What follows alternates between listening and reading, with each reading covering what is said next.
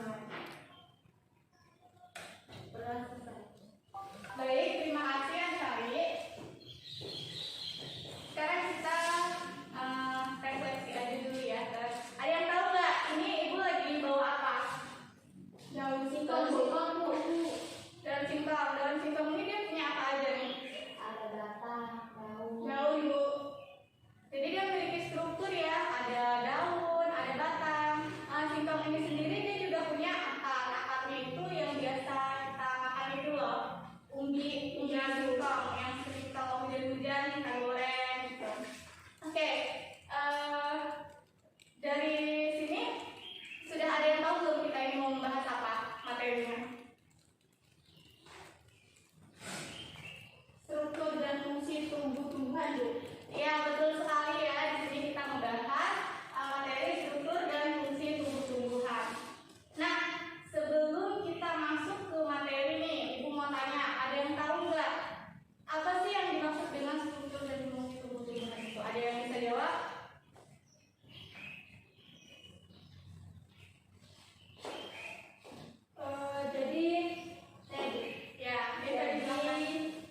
Struktur pada tumbuh-tumbuhan itu adalah susunan bu, susunan yang ada pada tumbuhan itu sendiri. Jadi dalam struktur tumbuhan itu memiliki beberapa bagian yang mana tiap bagian itu memiliki fungsi masing-masing bu. Ya betul sekali ya. Struktur tumbuh-tumbuhan itu memiliki susunan, di mana setiap susunannya itu memiliki letak dan bagian-bagian sesuai fungsi baik sesuai dengan letaknya ya. Oke, sekarang ibu akan menjelaskan tujuan dari pembelajaran kita. Tujuan pembelajaran kita pada hari ini yaitu yang pertama ini tuh mendeskripsikan struktur jaringan yang menyusun akar, kemudian mendeskripsikan struktur jaringan yang menyusun batang, mendeskripsikan struktur yang menyusun daun, mengidentifikasi bagian-bagian buah, dan menjelaskan proses pemangkutan pada tumbuhan. Nah, sebelum kita masuk lebih jelas lagi ya ke dalam materi, ibu ingin kalian membentuk kelompok untuk berdiskusi. Nanti LKPD-nya ibu berikan. Ibu ingin kelompok dibagi menjadi 2 kelompok. Jadi di sini kelompok satunya ada Syari dengan Endah dan kelompok 2 ada Sari dan Pejola. Ibu akan membagikan LKPD-nya.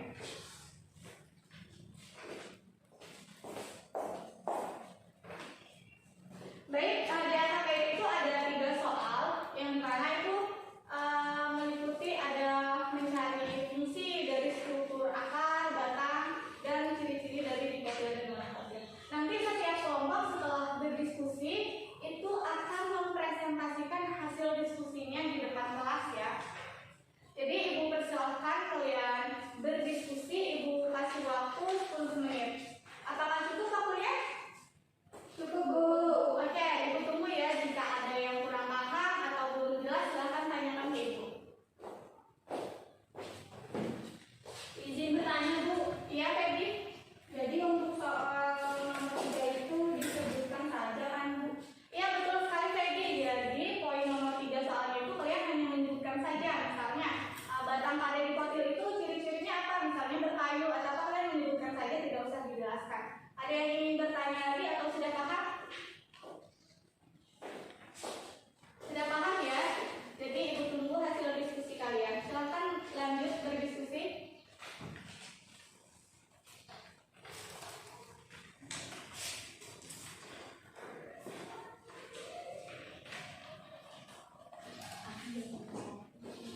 Apa sudah selesai semuanya? Belum bu.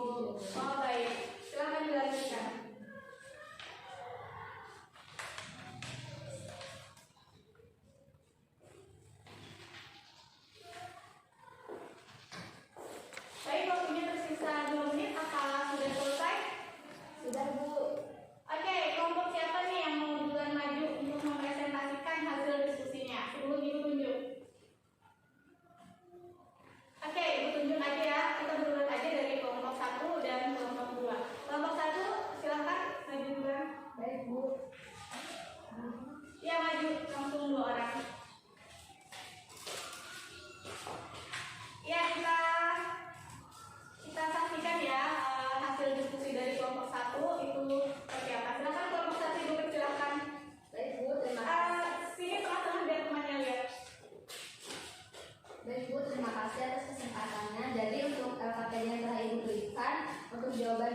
kelompok kami itu, dimana yang soal pertama itu untuk gambar nomor 1 adalah gambar floem.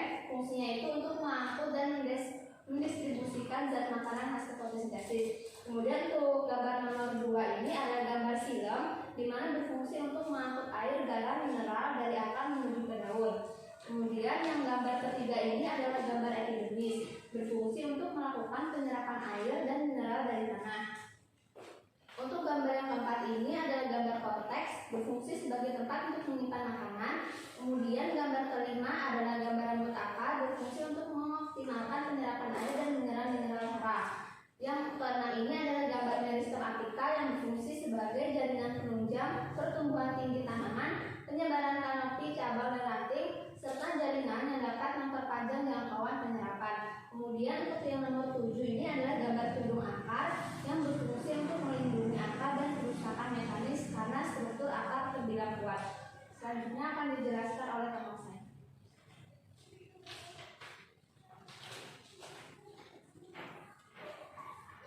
Baik, untuk yang gambar kedua itu ada yang pertama ada epidermis, berfungsi untuk melindungi batang dari kekeringan karena dinding sel pada batang bagian luar dilengkapi kutikula yang dapat melindungi batang dari kekeringan. Kemudian yang kedua ada floem, berfungsi untuk mengangkut dan mendistribusi zat makanan dari hasil fotosintesis. Kemudian yang ketiga ada cambium vascular, berfungsi untuk membentuk floem, silem dan membentuk jaringan meristematis. Kemudian yang keempat ada silem, berfungsi untuk mengangkut air garam, mineral dan dari akar menuju keempat berfungsi untuk mengangkut air garam mineral dari akar menuju daun. Nah, untuk yang C ini jawaban dari kami. Ciri-ciri tumbuhan dikotil dan monokotil, di mana yang pertama yaitu tumbuhan dikotil, di mana biji dari tumbuhan dikotil ini memiliki 2 daun lembaga dan akar dari tumbuhan dikotil ini akarnya adalah tunggal. Kemudian batang bercabang berbuku-buku dengan luas tidak deras dan berkambium sehingga dapat tumbuh membesar. Sedangkan untuk ciri-ciri tumbuhan monokotil, bijinya itu memiliki 1 daun lembaga, akarnya adalah akar cabut dan batangnya itu tidak bercabang, berbuku-buku dengan luas tampak jelas dan tidak berkambium. Kemudian ciri selanjutnya yaitu daun tumbuhan monokotil memiliki daun tunggal berkelapa, daun berulang daun sejajar atau melengkung, dan juga bunga pada tumbuhan monokotil ini bagian-bagian bunganya berkelipatan 3. Sekian Ibu presentasi dari kelompok 1. Terima kasih. Baik, berikan aplaus untuk kelompok 1. Sekarang kelompok 2 silakan.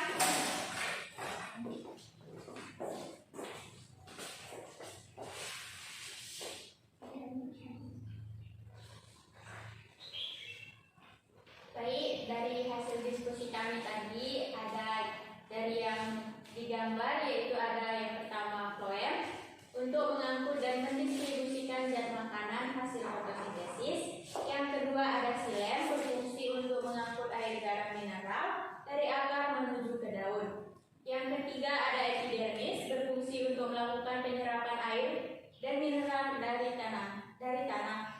Yang keempat korteks, berfungsi sebagai tempat untuk menyimpan makanan. Yang kelima ada rambut akar yang berfungsi untuk mengoptimalkan penyerapan air dan mineral hara. Yang keenam ada meristem apikal, berfungsi sebagai jaringan penunjang pertumbuhan tinggi tanaman, penyebaran kanopi cabang dan ranting, serta jaringan yang dapat memperpanjang jangkauan penyerapan. Yang terakhir ada tudung akar, berfungsi untuk melindungi akar dari kerusakan mekanis karena struktur akar terbilang kuat.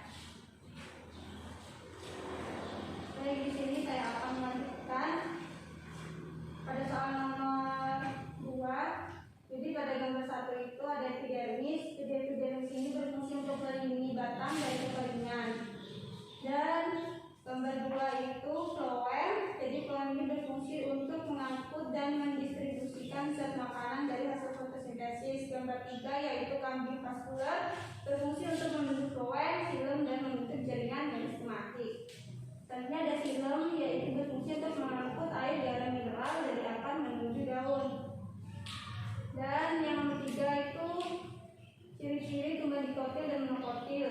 Jadi bijinya pada tumbuhan dikotil memiliki 2 daun lembaga, sedangkan pada monokotil memiliki 1 daun lembaga.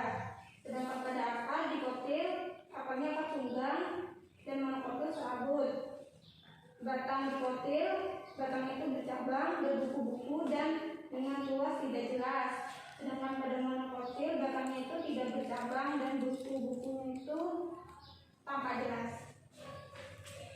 Dan selanjutnya ada daun dikotil, memiliki daun tunggal atau majemuk. Sedangkan pada monokotil memiliki daun tunggal berkelopak. Dan pada bunga dikotil, bagian-bagian bunga itu kelipatan 4 atau 5. Sedangkan pada monokotil, bagian-bagian bunga kelipatannya 3. Oke, itu saja Bu. Terima kasih. Baik, terima kasih kepada kelompok 2. Kita berikan aplaus untuk kelompok 2. Baik, terima kasih ya kepada kelompok 1 dan 2 yang telah mempresentasikan hasil diskusinya dan disampaikan di depan dengan baik. Oke, tadi jawaban dari masing-masing kelompok tuh hampir sama ya. Jadi intinya struktur tumbuhan itu memiliki struktur seperti akar itu ada tudung akar, jaringan luar, ada rambut akar, begitupun pada batang. Nah, dari hasil diskusi kelompok 1 dan kelompok 2, apakah ada yang ingin ditanyakan? Tidak ada, Bu. Jawabannya semua sama, Bu. Oke, kalau kayak gitu Ibu lanjutkan ya. Kalau tidak ada yang ditanyakan, baik kita langsung masuk ke materi. Kita masuk ke pengertian. Tadi sudah dijelaskan ya di awal pengertian dari struktur tubuh dan tumbuhan itu oleh teman kalian. Jadi pengertian struktur secara umum itu adalah bagaimana sesuatu itu disusun dengan demikian. Dan pada tumbuhan itu memiliki struktur, memiliki beberapa bagian yang memiliki fungsi masing-masing. Langsung kita masuk ke bagian akar. Nah, ada yang belum pernah melihat akar? Pasti udah semua ya melihat akar. Di mana-mana di lingkungan kita juga ada akar. Nah, akar itu sendiri merupakan bagian dari tubuh di bawah tumbuhan yang umumnya terdapat di bawah tanah dan merupakan kelanjutan dari sumbu tanaman itu sendiri. Akar ini juga memiliki fungsi sangat penting untuk struktur tubuh tumbuhannya. Yang pertama, itu untuk mengangkut air dan darah mineral. Kemudian meletakkan dan menopang tubuh supaya dia itu kokoh. Bayangkan kalau tanaman itu nggak ada akar menopang tubuhnya, pasti dia bakal layu letoy. Kemudian sebagai penyimpan cadangan makanan. Kemudian membantu pernapasan pada tumbuhan itu. Tumbuhan itu sendiri juga bisa membutuhkan pernapasan ya untuk kelangsungan hidupnya. Kemudian kita lanjut untuk struktur akar. Nah, struktur akar itu terbagi menjadi 2, yaitu ada struktur akar luar dan struktur akar dalam. Nah, struktur akar luar itu dibagi lagi menjadi 2, yaitu ada rambut akar dan tudung akar. Rambut akar itu sendiri itu berfungsi untuk memperluas daerah absorpsi mineral dan air dalam tanah. Kemudian tudung akar itu memiliki fungsi untuk melindungi sel-sel akar dari kerusakan akibat pertumbuhan akar yang menembus tanah. Nah, di sini ada struktur dalam dari akar. Ibu ingin cari artinya deh yang membaca dari slide PPT Ibu. Struktur dalam dari akar itu apa aja? Baik, struktur dalam itu terdiri dari epidermis, endodermis, dan silinder pusat. Kalau untuk epidermis merupakan lapisan yang tersusun atas lapis sel, berdinding tipis dan bersifat semi-permeable. Korteks merupakan lapisan yang tersusun atas beberapa lapis sel, berdinding tipis. Yang endodermis berfungsi untuk mengatur jalannya air dan garam mineral dari korteks silinder pusat. Yang terakhir ada silinder pusat atau stile, merupakan anian tengah akar karena terletak di sebelah dalam endodermis. Ya, terima kasih ya Sari Apriani sudah membacakan struktur dalam dari akar. Sampai sini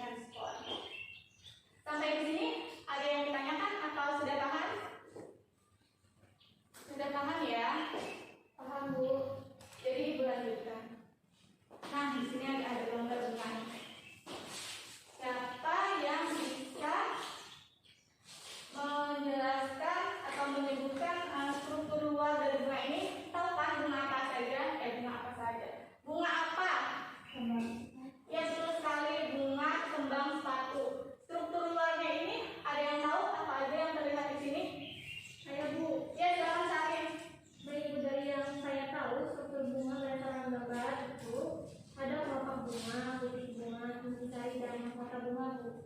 Ya, betul sekali ya. Struktur luar dari bunga kembang sepatu itu bisa kita lihat. Ini merupakan kelopak bunga. Ini merupakan mahkota dari bunga itu sendiri ya. Kemudian ada putik dalam benang sari. Di dalam ini merupakan ovari. Ovari itu berfungsi tempat terjadinya bakal buah nanti atau bakal biji. Kita lanjut ya penjelasan selanjutnya. Jadi bunga itu berkembang, struktur reproduksinya secara seksual pada tumbuhan berbunga di visi Magnolia atau Amesterma, tumbuhan berbiji tertutup. Kemudian pada bunga terdapat organ reproduksi yaitu benang sari dan putik.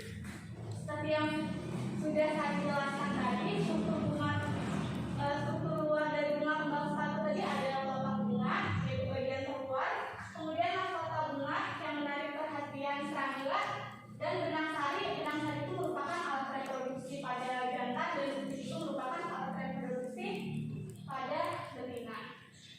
Oke, kita lanjut. Nah, di sini ada buah. Ada yang tahu nggak ini buah apa? Pasti udah familiar banget ya sama buah itu ya. Di sini ada buah mangga dan buah nanas. Nah, pada buah itu dibedakan menjadi tiga bentuknya, ada buah tunggal, buah agregat, dan buah majemuk. Nah, menurut kalian di antara dua gambar ini, buah mangga ini termasuk dalam buah bentuk apa? Saya Bu ya, buah tunggal Bu. Ya betul sekali ya, mangga ini termasuk ke dalam buah tunggal. Nah, kemudian gambar yang kedua, nanas ini termasuk ke dalam buah dalam bentuk apa? Sari? Dalam bentuk apa?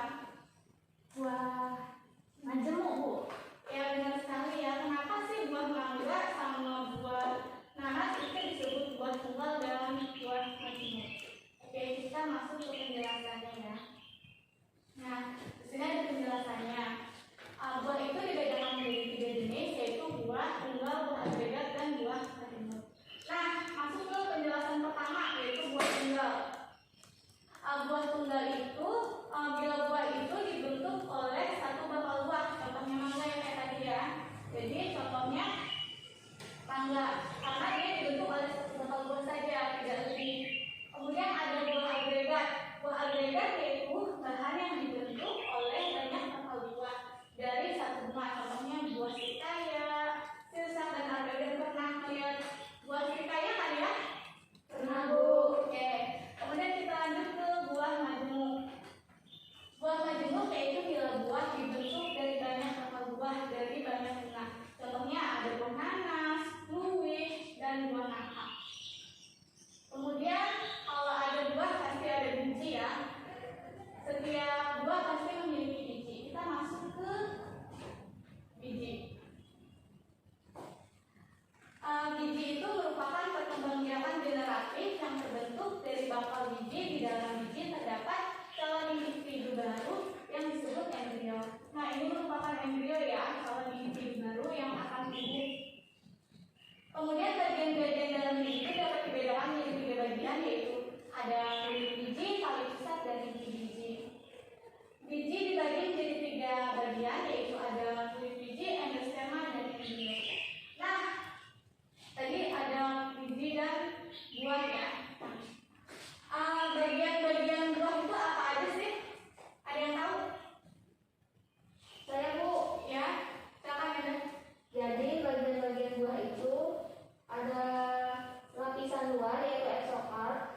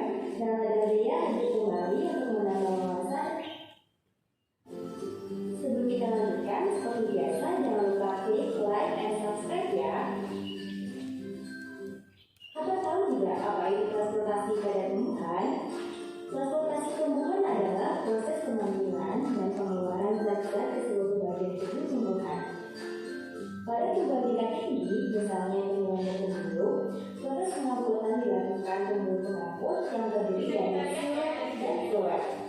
Silam bertugas membawa mineral dan air, sedangkan floem membawa sari-sari makanan hasil fotosintesis. Oke, paham ya sahabat? Baik, kita masuk ke contoh soal transportasi tumbuhan ya. Suatu hari di sekolah, Nala dan Ria sedang melakukan sebuah eksperimen. Tumbuhan yang dimasukkan ke dalam wadah yang berisi air dan minyak, sehingga terbentuklah dua layar atau lapisan seperti yang ditunjukkan oleh gambar di bawah ini. Nah, pertanyaan pertama, apakah kemungkinan hasil observasi yang didapat oleh Nala dan Ria pada hari ketiga? Jelaskan hasil yang diperoleh dari eksperimen ini. Yang kedua, untuk apa diperlukan penambahan lapisan minyak pada air tersebut? Jadi, sejauh ini apakah sudah dapat gambaran dari soal ini? Untuk menjawab soal di atas, mari perhatikan uraian berikut. Apakah kemungkinan hasil observasi yang didapat oleh Nala dan Ria pada hari ketiga? Jawabannya adalah tingkatan air di gelas akan turun. Hal ini disebabkan karena air diserap oleh akar tanaman. Akar tanaman akan menyerap air yang terdapat di dalam wadah. Di dalam sel-sel akar, air harus masuk mulai dari sel-sel epidermis akar, melewati korteks akar, hingga ke jaringan pembuluh silang akar. Pergerakan air ke dalam akar bisa terjadi melalui dua mekanisme, yaitu pertama, secara apoplas. Air masuk melalui ruang buang antar sel atau dikenal juga dengan jalur apoplas. Yang kedua yaitu jalur sinklas. Air masuk ke dalam sel epidermis akar, kemudian bergerak ke sel-sel di dalam jaringan korteks melalui benang-benang plasmodesmata.